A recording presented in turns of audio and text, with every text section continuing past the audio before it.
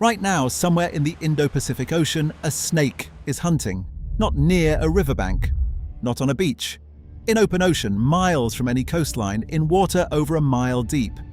It hasn't touched land in weeks. It doesn't need to. It was born in the water, it eats in the water, and when it dies, it will die in the water. Land is simply not part of the equation, and that snake isn't some bizarre outlier. It's a clue, one that points back 100 million years to a story about where snakes actually came from. Because the animal you've spent your entire life stepping around in gardens and seeing in nature documentaries, there's a legitimate scientific case that it was never supposed to be there in the first place. Not in the dirt, not in the trees, not in the desert. The fossil record, the anatomy and the sensory biology of snakes all point toward the same uncomfortable origin, and it isn't land. The creature you picture when someone says snake might actually be the evolutionary exception, not the rule. A marine animal that got stranded on shore 100 million years ago and simply refused to go back. Except some of them did go back, and what happened to their bodies when they did tells us everything. To understand what's really going on here, you have to start about 100 million years ago, during the Cretaceous period, when the first true snakes were just appearing in the fossil record. And the thing that immediately jumps out is where those fossils were found. Not in deserts, not in forests, in marine sediment. The earliest known snake fossils, animals like Haseophis terrasanctus and Pachyrhachis problematicus, were pulled from ancient ocean floors in what is now the West Bank and Lebanon. At the time, this region was submerged beneath the Tethys Ocean, a warm, shallow sea that was essentially the perfect laboratory for a new kind of predator. These weren't snakes that occasionally wandered near water. These were snakes buried under what was clearly a shallow sea, surrounded by marine organisms, preserved in ocean rock. And structurally, they were already snakes. Long bodies, no functional limbs, the skull architecture we associate with modern serpents, but they were fully embedded in a marine environment. That's the first piece of evidence, and it's already uncomfortable for the traditional story. The traditional story goes like this. Snakes evolved from burrowing lizards that lived on land, lost their legs because legs are useless underground, and eventually some of them moved toward water. It's a clean narrative. It's also increasingly difficult to defend. The problem starts with snake anatomy, specifically what snakes still have hidden inside their bodies that they have absolutely no business having if they were always land animals. Take the vestigial pelvis. In the more primitive lineages, including pythons and boa constrictors, you'll find small remnant pelvic bones buried inside their flesh, not externally visible, not functional in any meaningful way. Just sitting there. In boas, these even poke out slightly near the tail as tiny claw-like spurs. The more advanced snake species have lost them entirely, but that's almost the point. Evolution has been actively erasing the evidence, and it still hasn't finished the job. Evolution doesn't keep structures around for millions of years without a reason, and the reason those pelvic remnants exist is because something with real legs came before. That part isn't controversial. What's debated is what those legs were for. The burrowing lizard theory assumes legs were lost underground, where limbs are liabilities.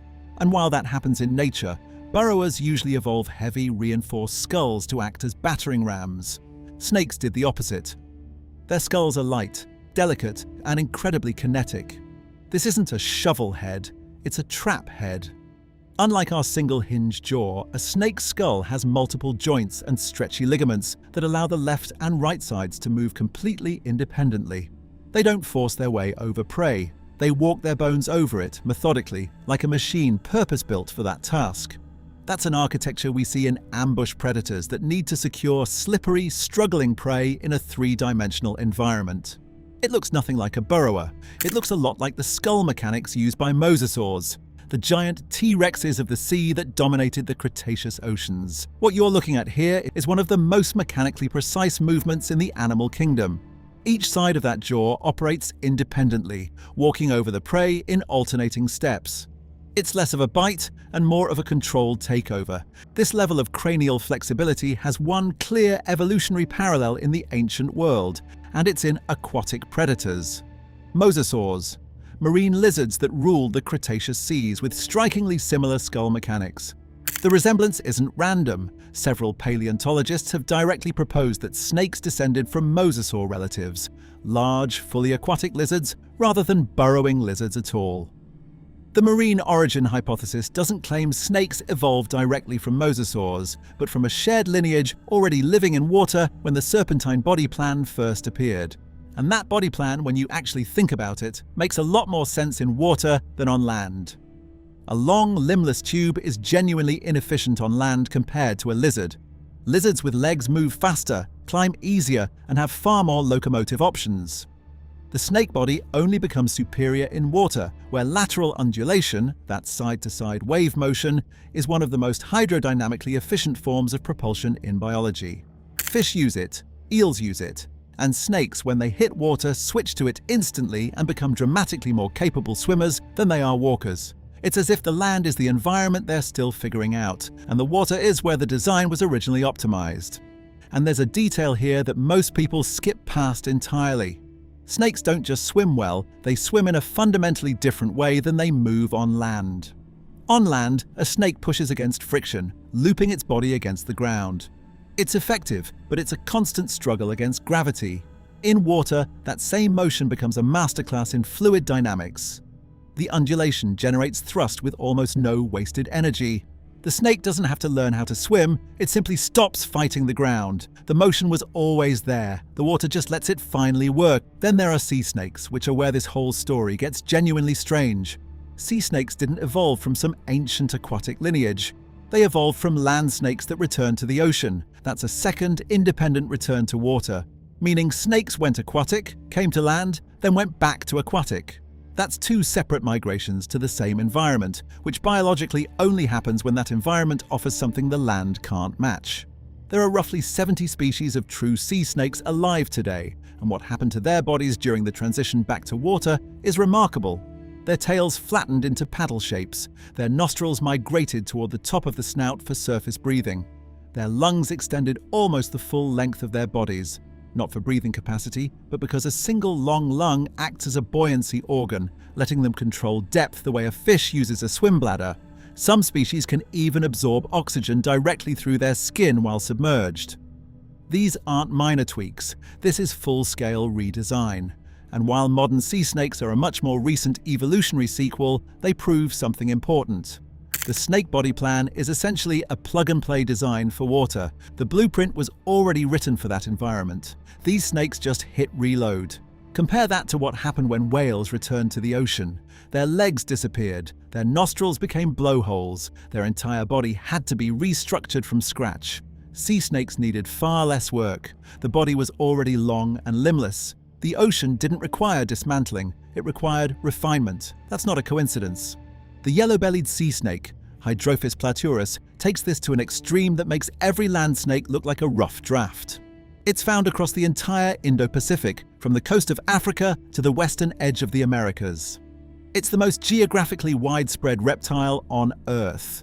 It can stay submerged for hours. It hunts in open ocean, far from any coastline, in water over a mile deep. It gives birth to live young in the water because it no longer needs land for anything. Not feeding, not shelter, not reproduction. Land for this snake is completely irrelevant. And the yellow-bellied sea snake didn't invent these capabilities from scratch. It arrived at them quickly, evolutionarily speaking, because the snake body is a chassis that water already knows how to run. Now there's a counterargument, and it's worth taking seriously. Some researchers maintain the burrowing hypothesis and point to a group called Najash rionegrina, a fossil snake from Argentina dated to roughly 95 million years ago. Found in a terrestrial deposit rather than a marine one, it had small but actual hind limbs. It lived on land, and it predates some of the marine fossils, which would suggest snakes could have been land first after all. This is a genuine scientific debate, not a settled question. Researchers on the burrowing side point to the inner ear of these fossils, using CT scans to show that the balance centers in their skulls look nearly identical to modern lizards that dig. To them, the snake started as a subterranean specialist that only later realized the ocean was its true calling. It's a compelling argument, and yet while a burrowing life might explain the ears or the loss of legs, it struggles to explain the sheer over-engineering of the snake. Why develop a skull that can swallow a gazelle if you're just eating worms in the mud? Why is the body so perfectly tuned to the physics of water that it outperforms almost every other terrestrial animal the moment it leaves the shore? Burrowing doesn't demand that. The ocean does. When multiple separate groups of animals all independently keep returning to the same environment, that environment is usually where the blueprint came from. There's also the sensory system, which almost nobody talks about. Snakes lack external ears entirely. Instead of picking up airborne sound, they detect vibrations through their jawbones, transmitting tremors directly to the inner ear via bone conduction. On land, this lets them hear footsteps through the soil, useful but limited. In water, bone conduction is the gold standard for sensing movement. It's a system that feels like it was forged in a medium much denser than air, refined for an environment where pressure waves travel 4.5 times faster than they do in air. More striking is the Jacobson's organ, the structure behind that constantly flicking tongue. Snakes don't just smell the air, they taste it, pulling chemical particles into receptors in the roof of the mouth with every flick. On land, that's a useful tracking tool. In water, it becomes something else entirely. Chemical signals don't disperse randomly in water the way they do in air. They travel in concentrated three-dimensional trails. A snake's tongue wouldn't just be smelling a fish, it would be tracking the thermal and chemical wake that fish left behind, like a heat-seeking missile following an exhaust trail. On land, the system works. In water, it's a superpower. What you're seeing right now is an animal that does not hesitate in water. There's no adjustment period, no awkward recalibration. It moves like something that belongs there because, according to the fossil record, something like it did. What this all points toward is an animal caught between two worlds, not because it failed to adapt, but because it adapted so thoroughly to one that leaving the other was never quite complete. Land snakes are successful by any measurable standard. There are over 3,700 species.